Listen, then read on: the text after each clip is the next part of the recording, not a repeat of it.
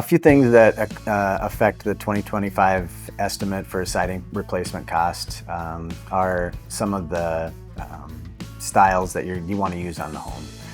Lap siding is kind of the base option.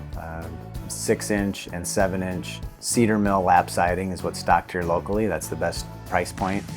They have that in 18 colors here in Minnesota and in the Minneapolis, St. Paul, Twin Cities area. So that's going to be your best price point.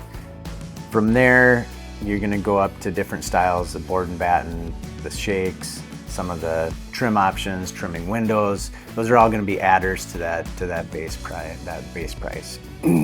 The Statement Collection colors is 18 colors that is stocked here locally. That usually is what we do. Again, that's the best price point. Other factors that can affect the price quite a bit is what type of siding we're taking off. If it's just cedar or some other type of wood-based product or vinyl siding, that's kind of the base price. But if we get into stucco, that costs quite a bit more because we have to cut it into sections and pry it off.